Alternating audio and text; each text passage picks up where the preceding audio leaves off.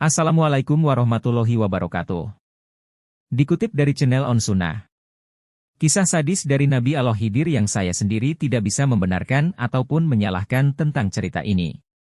Dengan tidak mengurangi dan menambahkan, berikut jalan ceritanya. Kisah Nabi Khidir, seorang nabi yang tidak disebutkan namanya dalam Al-Quran, memiliki daya tarik dan keunikan tersendiri dalam literatur Islam.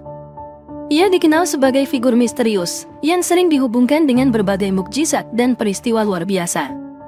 Beberapa cerita yang menjadi sorotan dalam kisahnya adalah ketika beliau dijual, terlibat dalam sebuah peristiwa yang kontroversial, apa yang diinjaknya menjadi hijau, dan pembunuhan istrinya.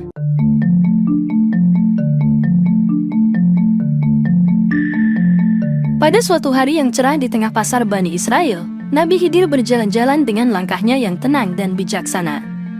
Namun pada hari itu, di tengah keramaian pasar, Khidir berpapasan dengan seorang pengemis yang merayu dengan lembut, "Sedekahlah padaku wahai Tuan, semoga Allah memberkahimu."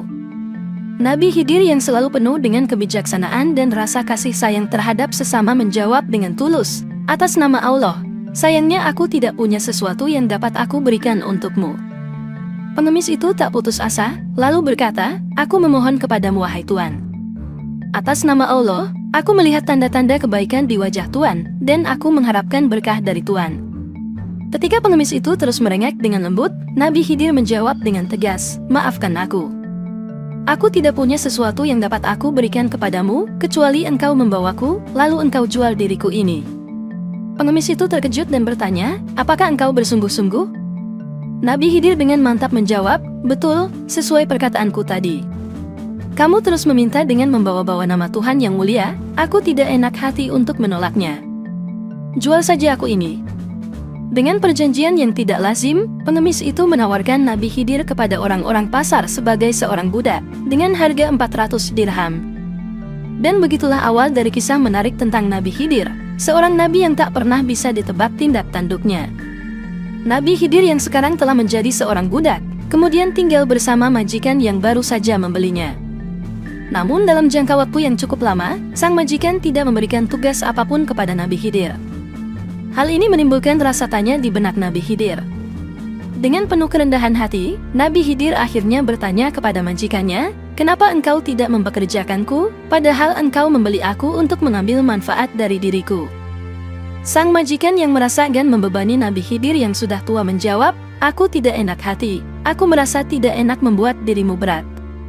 Nabi Khidir dengan lembut dan penuh semangat menjawab, "Tenang, tidak ada yang berat bagiku." Majikan akhirnya memberikan perintah pertama kepada Nabi Khidir, "Kalau begitu, pindahkanlah batu-batu ini." Sang majikan pergi mengerjakan sebuah urusan lain, dan ketika ia kembali, ia sangat terkejut. Belum 1 jam ditinggalkan, batu-batu yang sebelumnya begitu berat itu telah berpindah dari tempatnya. Padahal, memindahkan batu-batu tersebut seharusnya memerlukan tenaga puluhan orang. Sang majikan tidak bisa menyembunyikan kagumnya, dan memuji budak barunya itu. Majikan itu memuji Nabi Khidir dan berkata, "Sungguh, engkau adalah budak yang luar biasa. Tidak ada yang bisa menandingimu dalam kekuatan dan ketekunan." Di lain hari, sang majikan hendak bepergian. Dia meminta Nabi Khidir untuk menjaga rumahnya selama dia pergi. Sang majikan juga memberikan perintah lain kepada Nabi Khidir, yaitu untuk menyelesaikan pembangunan sebuah struktur. Dengan tekad dan keuletan yang selalu menjadi ciri khasnya, Nabi Khidir menerima tugas ini dengan senang hati. Sang majikan pergi, dan Nabi Khidir mulai bekerja tanpa kenal lelah. Bangunan itu mulai muncul dari tanah dengan cepat, seolah-olah dituntun oleh kekuatan yang tak terlihat. Sang majikan ketika kembali, terkejut melihat betapa cepatnya bangunan itu selesai. Ia tidak bisa mempercaya mata sendiri. Sang majikan pun bertanya dengan rasa ingin tahu yang besar, "Bagaimana pekerjaan ini bisa selesai dengan begitu cepat, dan siapakah gerangan Anda ini?" Nabi Khidir mengambil kesempatan ini untuk berbicara tentang pentingnya menjalankan permintaan yang disampaikan dengan menyebut nama Allah. Ia menjelaskan, "Sebenarnya, saya adalah Nabiullah Khidir. Ada orang miskin meminta-minta kepada saya, namun saya tidak mampu memberi apapun kepadanya. Oleh karena itu, saya memperbolehkannya untuk menjual saya sebagai budak." Ia melanjutkan, "Seseorang yang diminta dengan menyebut nama Allah lalu menolak memberi, maka di hari kiamat nanti, akan berakibat tidak ada kulit dan daging yang membungkus tubuhnya. Dia hanya seonggok tulang saja." majikan itu terkejut mendengar pengakuan Nabi Khidir dan meminta maaf atas tindakan yang telah dilakukan. Ia bahkan menawarkan harta atau memerdekakan Nabi Khidir sebagai gantinya. Namun dengan rendah hati Nabi Khidir menjawab, "Merdekakanlah aku saja, wahai hamba Allah." Dengan itu, Nabi Khidir dibebaskan dari perbudakan dan kembali menjadi orang yang merdeka sebagaimana seharusnya. Setelah Nabi Khidir dibebaskan dari perbudakan, ia terus menunjukkan keajaiban dan kekuatan luar biasanya. Kisah Nabi Khidir yang lain juga memiliki keunikan tersendiri dalam tradisi Islam.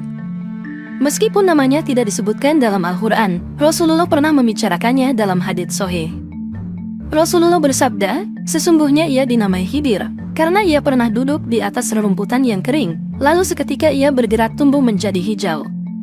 Nama Khidir sendiri memiliki arti hijau dalam bahasa Arab, dan inilah mengapa beliau dikenal dengan julukan Khidir. Ia adalah sosok yang dapat membuat rumput tumbuh hijau di tempat-tempat yang dipijak atau disinggahi, dan ini adalah simbol kesegaran, kedamaian, kesegaran jiwa, dan kehidupan. Dalam pandangan Mahmud Asy-Syafrawi, Nabi Khidir adalah sosok yang selalu mendatangkan kesejukan dimanapun beliau berada. Kehadirannya membawa berkah dan kebaikan untuk semua aspek kehidupan, termasuk hubungan antar sesama manusia, hubungan dengan Tuhan, dan hubungan dengan alam semesta.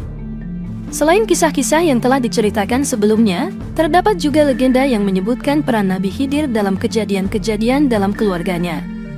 Al-Hafiz Ibnu Asakir meriwayatkan dengan sanad dari As-Sudi, bahwa Nabi Khidir dan Nabi Ilyas adalah dua bersaudara, dan ayah mereka adalah seorang raja yang berkuasa. Suatu ketika, Nabi Ilyas berkata kepada ayah mereka, "Saudaraku ini tidak ada keinginan untuk menduduki singgasana. Kalau bisa, engkau nikahkan saja dia dengan seorang wanita agar dia memiliki seorang anak, dan anak itulah yang nantinya akan menggantikan ayahnya di singgasana." Ayah mereka, sang raja, menerima saran tersebut dan mencarikan seorang gadis cantik untuk dinikahkan dengan Nabi Khidir. Setelah pernikahan, Nabi Khidir memberikan pilihan kepada istrinya, "Sebenarnya aku tidak membutuhkan seorang wanita di sampingku. Karena itu, aku akan memberikanmu pilihan. Apakah kamu mau aku ceraikan, ataukah kamu mau tetap tinggal bersamaku beribadah kepada Allah? Namun, kamu harus menjaga rahasia ini." Istri Nabi Khidir memilih untuk tetap tinggal bersama suaminya dan beribadah kepada Allah. Namun setahun berlalu, mereka tak juga memiliki anak. Sang raja, ayah mereka, memanggil istri Nabi Khidir dan bertanya, "Kenapa kalian tidak juga memiliki anak?" Istri Nabi Khidir menjawab, "Anak adalah anugerah dari Allah. Apabila Allah berkehendak, maka kami akan memiliki anak, namun jika tidak, maka sampai kapanpun kami tidak akan memilikinya." Mendengar jawaban tersebut, sang raja memutuskan untuk menceraikan istri Nabi Khidir.